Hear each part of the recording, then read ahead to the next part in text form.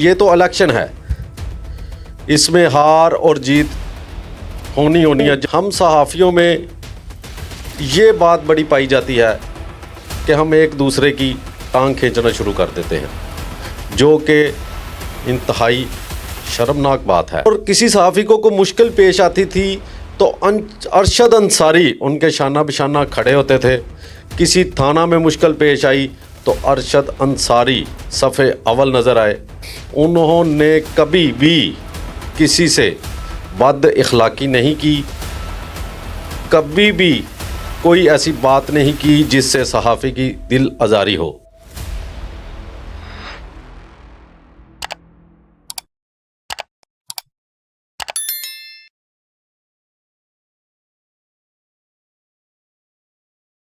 میں ہوں عثمان بٹ اور آپ دیکھ رہے ہیں ڈیلی الجزیرہ۔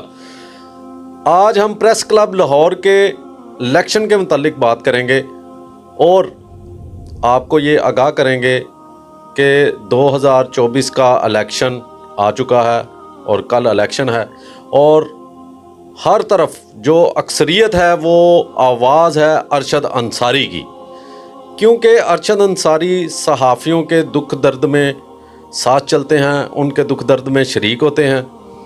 اس لیے جس صحافی سے بھی ہماری بات ہوئی اس نے کہا جی ارشد انصاری لاہور پریس کلب کا صدر منتخب ہوگا اور بھاری اکثریت سے کامیاب ہوگا، کیونکہ بہت سے صحافیوں نے یہ بھی بتایا کہ یہ 11 دفعہ لاہور پریس کلب کے صدر رہ چکے ہیں، اور ان کے ادوار میں جو ان کا دور تھا اس دور میں صحافیوں کو بہت سی سہولیات میسر تھیں۔ انہی کے دور میں پریس کلب کی تعمیر بھی کی گئی، کئی ہالز بنائے گئے، اور کسی صحافی کو کوئی مشکل پیش آتی تھی تو ارشد انصاری ان کے شانہ بشانہ کھڑے ہوتے تھے۔ کسی تھانہ میں مشکل پیش آئی تو ارشد انصاری صفحے اول نظر آئے، اور ان کے اخلاق پر بھی جب بات ہوئی تو انہوں نے کہا کہ ارشد انصاری کا جو اخلاق ہے وہ بھی کافی بہتر ہے۔ انہوں نے کبھی بھی کسی سے بد اخلاقی نہیں کی، کبھی بھی کوئی ایسی بات نہیں کی جس سے صحافی کی دل آزاری ہو۔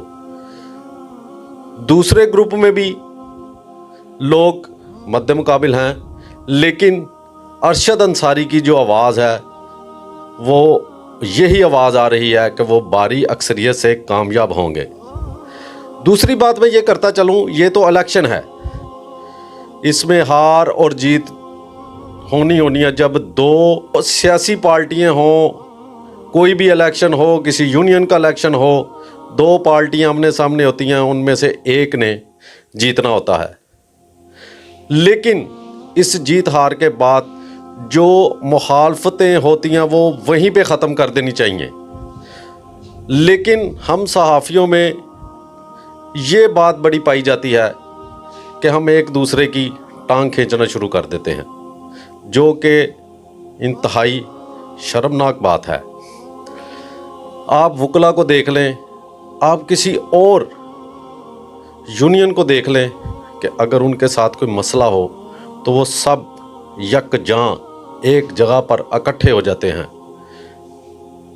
خدارا میری تمام صحافیوں سے یہ اپیل ہے کہ خدارا ایک پلیٹ فارم پہ اکٹھے ہو جائیں اور اپنے اپنے مفادات کی جنگ کو چھوڑ کر صحافیوں کے حقوق کی جنگ لڑیں، کیونکہ انہی صحافیوں کے ووٹ کی وجہ سے آپ پریس کلب کے صدر، جنرل سیکرٹری اور مزید عہدوں پر فائز ہوتے ہیں۔ اور ان کی جو صحافی جو فیلڈ ورکر ہوتے ہیں، ان کی مشکلات کو سمجھیں، ان کا ساتھ دیں تاکہ یہ بہتر کام کر سکیں۔ صحافی کو جب بھی کوئی مشکل پیش آتی ہے تو وہ تنہا ہی اپنی مشکل میں کھڑا ہوتا ہے، کوئی بھی صحافی اس کا ساتھ دینے کو تیار نہیں ہوتا، بلکہ جس ادارے میں اس کا کوئی جھگڑا چل جاتا ہے، اس کی کوئی مخالفت ہوتی ہے، تو ہمارے جو صحافی بھائی ہوتے ہیں جو ایک ساتھ اکٹھے چلتے پھرتے ہیں وہی ان کی مخالفت کرتے نظر آتے ہیں۔ بڑے شرم کی بات ہے یہ کہ ہم حق اور سچ کی آواز کو بلند کرنے والے ہیں، صحافی معاشرے کی آنکھ اور کان ہوتے ہیں۔ جب ہم میں ہی بدسلوکی رہے گی تو ہم معاشرے میں کیا شعور پیدا کریں گے، کیا سبق دیں گے؟ یہ اہل قلم ہیں ہم، ہمارا قلم قبیلے کا تعلق ہے۔ خدارا میری پھر یہی اپیل ہے کہ تمام اختلافات کو ختم کر کے ایک پلیٹ فارم پر اکٹھے ہوں اور صحافیوں کے حقوق کی جنگ اکٹھے ہو کے لڑیں، تاکہ صحافیوں کو درپیش مسائل جو ہیں وہ حل ہو جائیں۔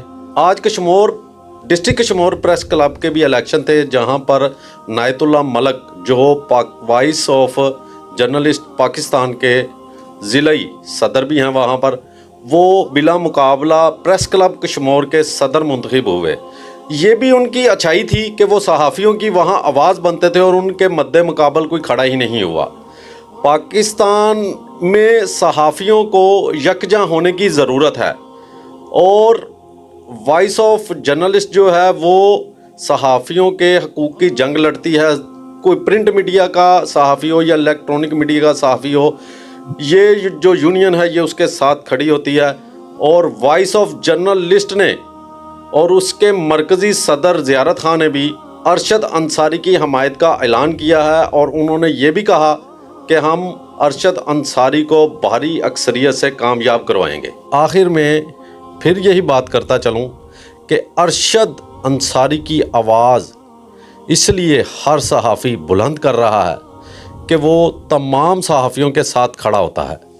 کبھی کوئی مشکل پیش آئے تو ارشد انصاری آپ کو فرنٹ لائن پہ نظر آئے گا۔ اسی کے ساتھ مجھے دیجیے اجازت، اور آپ دیکھتے رہیے ڈیلی الجزیرہ۔